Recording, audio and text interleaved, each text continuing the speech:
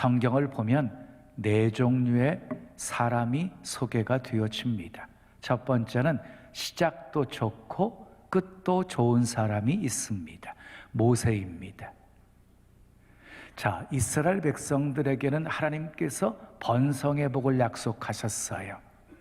그래서 애굽의 고센 땅에 머물러 살면서도 가히 상상할 수 없을 만큼 백성들의 수가 증가하게 되어집니다. 재미있는 이야기가 있어요. 유대인의 지혜서로 불리는 미드라시에 보게 되어지면 이스라엘 백성들이 얼마나 아이를 잘 낳았는지 나일강가에 가가지고 산소를 들이마시고 아이 낳고 싶다라고 외치면 아이를 낳게 되었다고 합니다. 이스라엘 백성들의 수가 많아지게 되어지니까 바로 왕이 위협을 느껴요. 두려워해요. 그래서 남아가 태어나면 죽이도록 명령을 해요. 성경에 그때 죽었던 남아들의 수가 몇 명이었는지를 소개하고 있지 않아요. 근데 미드라시를 보게 되어지면 약 60만 명의 산의 아이들이 죽었다 라고 기록되고 있어요. 믿을 것은 아니지만 참고할 수는 있습니다. 그때 유일하게 생존한 아이가 있었는데 바로 모세였습니다. 모세는 40년 궁중에서 살아갑니다. 참 호화스러운 생활을 합니다. 그리고 80세에서 120세까지 이스라엘 민족의 지도자로 쓰임받습니다. 그리고 가나안 땅이 보이는 느보산에서 하나님의 부르심을 받습니다. 건강도 잃지 않았고 눈도 쇠해지지 않은 채 하나님의 부르심을 받은 것입니다. 모세 일생은 참 멋진 인생이었습니다. 시작도 좋았고 끝도 좋았습니다. 자, 두 번째 인생이 있어요. 시작도 안 좋고 끝도 안 좋은 사람이 있습니다. 헤롯 왕입니다. 헤롯 왕은 하스몬 가문의 노예로 태어났어요. 수많은 사람을 죽이고 왕이 되었어요. 왕이 된 후에도 수많은 사람을 죽여요. 마태복음 2장 16절에 보게 되어지면 이 헤롯 왕이 동방박사에게 속은 줄을 알고 베들레헴 지경 안에 있는 2세 이하의 산의 아이들은 다 죽이게 했어요. 또한 마가복음 6장을 보면 세례 요한의 목을 베입니다. 세례 요한을 죽입니다. 악한 왕이었습니다. 그런데 헤롯은 자기가 죽을 때에 우는 자가 없을 것 같으니까 죽기 직전에 이스라엘의 유명한 사람들 수백 명을 잡아들여요. 그리고 이렇게 유언을 합니다. 내가 죽거든 저들을 모두 죽여라. 그래서 그의 모든 가족들이 통곡하면서 울게 하라. 사람들은 내 죽음을 슬퍼하는 것으로 알게 되어질 것이다. 그러니까 처음부터 끝까지 악한 사람이었어요, 헤롯 왕은. 자, 세 번째, 시작은 좋은데 끝이 안 좋은 사람이 있습니다. 솔로몬입니다. 솔로몬은 처음에 왕이 되었을 때 1000번제를 드리면서 하나님을 기쁘시게 하며 시작을 합니다. 근데 나중에요, 이방 여인 첩을 1000명이나 두어요. 이 이방 여인들이 전부 솔로몬의 마음을 하나님에게서 돌아서게 만들어 버려요. 그래서 솔로몬이 말년에 하나님을 떠나서 우상을 숭배해요. 그래서 나라가 분열이 되어진 거예요. 다른 유다도 마찬가지지요. 예수님의 12 제자 중에 선택받는 영광을 얻었어요. 그런데 예수님을 은 30에 팔아먹고 나중에 후회하고 목매어 자살해서 죽어요. 시작은 좋았는데 끝이 좋지 않았어요. 자, 마지막 네 번째는요, 시작은 안 좋은데 끝은 좋은 사람이 있습니다. 바로 바울이었어요. 사도 바울이었어요. 바울은 그리스도인들, 예수 믿는 사람들을 핍박하는데 앞장섰어요. 스데반을 죽이는데도 앞장섰던 사람이었어요. 핍박자였어요. 박해자였어요. 다혈질이었어요. 그리고 이 죄인 중에 괴수라고 고백할 정도로 이 사도 바울은 악하게 행동했어요. 그런데 그것이 하나님의 열심이라고 생각을 했지요. 잘못된 열심이었지요. 그랬던 사도 바울이 다메섹 도상에서 예수님을 만납니다. 180도 인생이 바뀌어집니다. 핍박했던 복음을 위해서 생명을 겁니다. 4번이나 전도 여행을 떠납니다. 복음을 위해 살다가 로마에서 장렬하게 순교당합니다. 목베임 당해 죽습니다. 목이 베어 죽어요. 그런데 그 떨어진 목이 3번 튀었어요. 3번 튀었어요. 지금도 바울이 순교당한 자리가 로마에 생생하게 남아 있습니다. 3번 목이 튀었는데 튀는 곳마다 분수가 솟았다고 합니다. 시작은 안 좋았으나 끝은 좋았습니다. 자, 우리는 4종류의 사람 중에 모세처럼 시작은 좋지 않아도 괜찮습니다.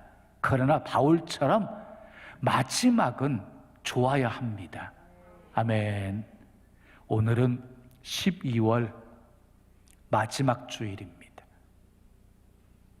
한 해 마무리를 잘 하셔야 합니다. 아무리 쓴 약을 먹어도요, 마지막에 사탕 하나 입에 넣으면 끝이 단 거지요. 끝이 좋아야 돼요. 본문은 바울이 죽기 직전에 쓴 서신입니다. 죽음을 목전에 두고 쓴 서신입니다. 자, 바울의 마지막 고백들을 보게 되어지면 참 인생 마지막 멋지게 장식하는 것을 볼 수가 있습니다. 오늘은 바울을 통해 끝이 좋으려면 어떻게 해야 하는지를 살펴보면서 함께 은혜를 나누려고 합니다. 첫째, 끝이 좋으려면 따라합시다. 다 용서해야 합니다. 본문 16절 말씀 함께 읽습니다. 시작. 내가 처음 변명할 때에 나와 함께 한 자가 하나도 없도다. 다 나를 버렸으나 그들에게 허물을 돌리지 않기를 원하노라 그랬어요. 바울은 지금 사형수로 감옥에 갇혀 사형 집행 날짜만을 기다리고 있는 상황이었습니다. 모두가 바울을 떠났습니다. 모두가 바울을 떠났어요. 나와 함께한 자가 하나도 없도다.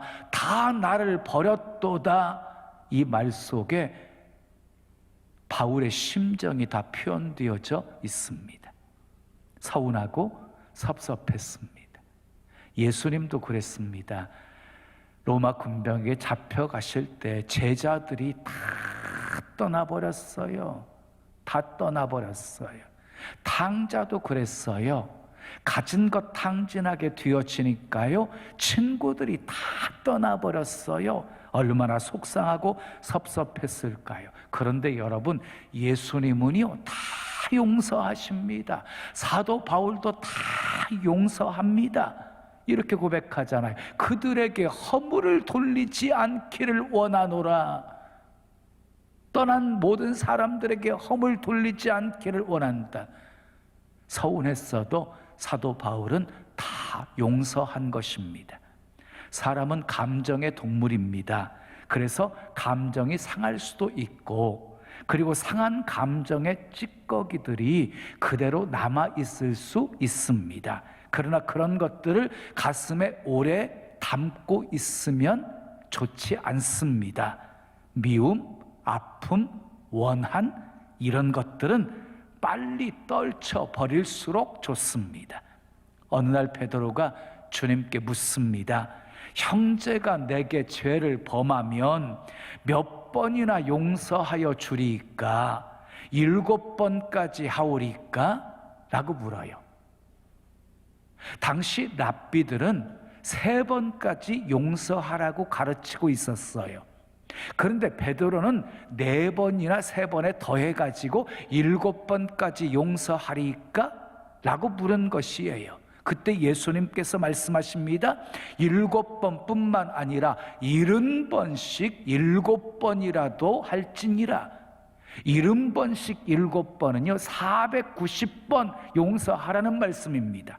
여러분 7은요 완전수예요. 그러니까 7번 용서해도 완전하게 용서한 것인데 490번이나 용서하라는 것은요 어떻게? 없는 일로 하라는 거예요. 없는 일로 하라. 여러분 기억하십시오. 가장 큰 용서는 없는 일로 하는 것입니다. 아멘. 여러분, 내 눈에 흙이 들어가기 전에는 내가 너 결코 용서하지 않는다. 이 말을요 490번 반복해 보세요. 한이 쌓이고 쌓여서 산을 이루게 될 것입니다. 그러나 반대로 용서할 거야, 없던 일로 할 거야 라고 490번 반복해서 말해 보십시오. 상한 감정과 원한이 눈처럼 녹아버리게 될 것입니다. 요셉이 멋진 것은요 어려움을 극복했기 때문만이 아니에요. 정말 요셉이 멋진 것은 용서하는 사람이었기 때문이에요. 요셉이 애굽에서 마침내 총리가 되어집니다. 그리고 결혼을 합니다. 첫 번째 아들을 낳았습니다. 그 이름을 므낫세라고 합니다. 과거는 잊었다는 뜻이에요. 과거는 잊었다. 그러니까 요셉은요 형들에 대한 미운 마음, 보디발 장군의 아내에 대한 원한, 그런 마음을 품지 않았다는 거예요. 다 떨쳐버렸다는 거예요. 이미 다 마음속에서 용서했다는 것이에요. 그런데 어느 날 그 형제들이 요셉 앞에 서게 되어집니다. 요셉이 총리가 되어진 걸 알고 심히 두려워합니다. 두려워하는 형들을 향해서 요셉이 이렇게 말합니다. 두려워하지 마세요. 하나님이 당신들의 생명을 살리려고 나를 당신들보다 앞서 이곳에 보내셨나이다. 참으로 감동입니다. 인간이 때로 이렇게 위대해질 수가 있는 것입니다. 요셉은 팔려왔다라고 생각하지 않았습니다. 하나님이 보내셨다라고 생각하면서 살았던 것입니다. 요셉은 참으로 멋진 사람이었습니다. 짓눌린 분노, 억제된 슬픔이나 감정은 우리 인생의 독이 되어지는 것입니다. 용서하고 기도하십시오. 용서하고 찬송하십시오. 그래서 우리의 심령과 가정과 교회와 나라에 하나님의 평화가 가득하게 하십시오. 두 번째, 끝이 좋으려면 따라합니다. 소망을 잃지 말아야 합니다. 본문 17절 말씀 함께 읽겠습니다. 주께서 내 곁에 서서 나에게 힘을 주심은 나로 말미암아 선포된 말씀이 온전히 전파되어 모든 이방인이 듣게 하려 하심이니 내가 사자의 입에서 건짐을 받았느니라 그랬어요. 사도 바울은요 마지막 죽기 직전까지 하나님께서 자기 곁에 서서 힘이 되어 주신 것 감사하고 있어요. 그리고 지금까지 전파한 말씀에 열매가 있을 것을 믿고 있어요. 그 죽음을 목전에 두고 있는 그런 절박한 상황 속에서도 소망을 잃지 않고 있어요. 여러분, 성경의 모든 기적을 보십시오. 언제 일어났습니까? 마지막 극적인 순간에 일어났습니다. 그러므로 우리는 끝까지 소망을 잃지 말아야 합니다. 앞에는 홍해, 뒤에는 애굽 군대가 추격해 오는 이러지도 저러지도 못할 상황 속에서 이스라엘 백성들은 심히 두려워하면서 모세를 향해서 원망을 쏟아놓습니다. 그런 와중 속에서도 모세는 절망하지 않았습니다. 소망을 잃지 않았습니다. 두려워 떠는 이스라엘 백성들을 향해서 하나님의 구원을 선포합니다. 너희는 두려워하지 말고 가만히 서서 오늘날 너희를 위해서 행하시는 하나님의 구원을 보라. 오늘 너희가 본 애국 군사들을 다시는 영원히 보지 못하게 하시리라. 하나님이 너희를 위하여 싸우시리니 너희는 가만히 있을지니라. 모세는 마지막까지 소망을 잃지 않았습니다. 그것이 믿음입니다. 베드로가 갈릴리 호수에서 밤새도록 그물을 던졌어요. 고기 한 마리를 잡지 못했어요. 여러분, 갈릴리 호수는요 굉장히 어종이 많아요. 밤새도록 그물을 던졌는데 한 마리도 잡지 못해. 이게 기적입니다. 기적입니다. 하나님이 베드로를 부르시기 위한 그 하나님의 방법이었어요.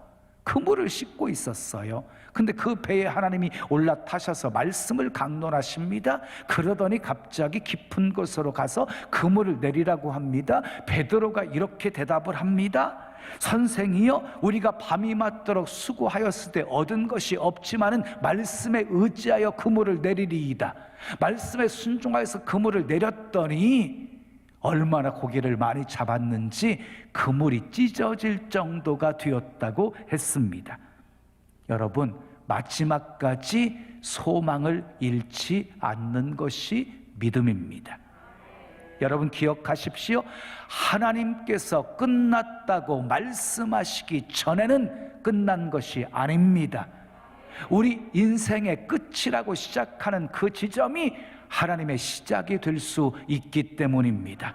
그러므로 어떤 상황 속에서도 소망을 잃지 마십시오. 히브리서 6장 19절은 이렇게 말씀합니다. 우리가 이 소망을 가지고 있는 것은 영혼의 닷 같아서 튼튼하고 견고하여 휘장 안에 들어가나니 그랬어요. 소망을요 영혼의 닷이라고 말하고 있어요. 영혼의 닷과 같은 것이다. 여러분, 닷은요 항해하면서 위험을 당했을 때 필요한 도구예요. 그냥 배가 순항하고 있을 때는 별로 필요성을 느끼지 않거든요. 그런데 인생의 항해가 어떻습니까? 잔잔한 순풍만 있는 것 아니잖아요. 짙은 안개가 낄 때도 있고 폭풍이 몰아치기도 하고 거대한 파도가 막 그냥 덮어오기도 하는 것이지요. 그리고 암초에 걸리는 일도 있고 항구에 다 들어왔다고 문제가 없는 것 아니에요. 다른 배와 충돌할 수도 있습니다. 바로 그럴 때 꼭 필요한 것이 닷입니다. 닷. 자, 소망이 그렇습니다. 소망이. 여러분, 인생의 항해가 평탄할 때는요 소망이 그리 필요하지가 않습니다. 그러나 위험과 고난이 닥쳐왔을 때에는요 소망이라고 하는 것은 우리에게 절대적으로 필요한 것입니다.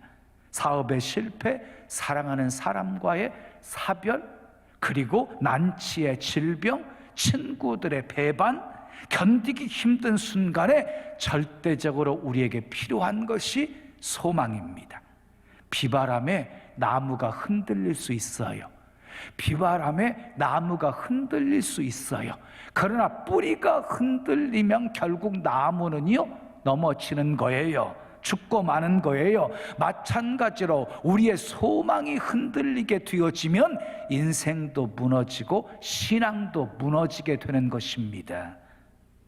그래서 시편 기자는 146편 5절에 하나님을 도움으로 삼고 하나님께 소망을 두는 자가 복이 있도다 라고 말씀했습니다. 시편 71편 14절에 나는 항상 소망을 품고 주를 더욱더욱 찬송하리이다 라고 고백했고, 시편 42편 11절에 내 영혼아 내가 어찌하여 낙심하며 어찌하여 내 속에서 불안해하는가. 너는 하나님께 소망을 두라. 나는 내 얼굴을 도우시는 내 하나님을 오히려 찬송하리로다 라고 고백했습니다. 사랑하는 여러분, 하나님께 소망을 두십시오.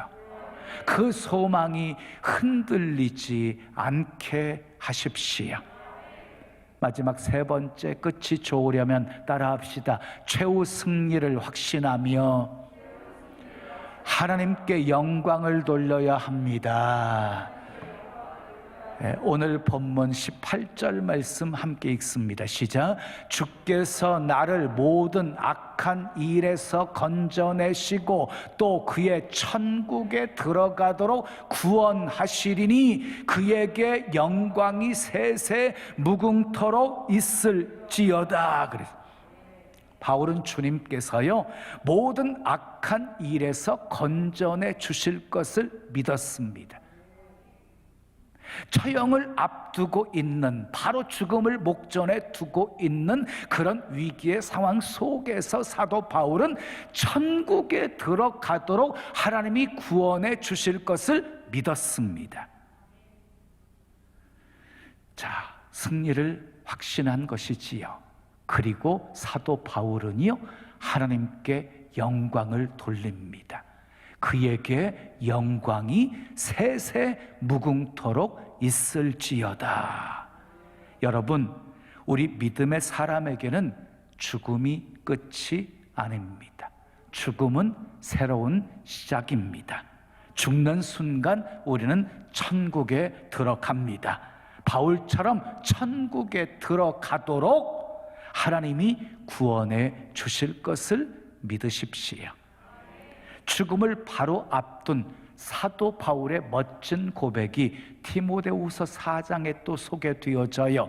나는 선한 싸움을 싸우고 나의 달려갈 길을 마치고 믿음을 지켰으니 이제 후로는 나를 위하여 의의 면류관이 예비되었으므로 주 곧 의로우신 재판장이 그날에 내게 주실 것이며 내게만 아니라 주의 나타나심을 사모하는 모든 자에게도니라.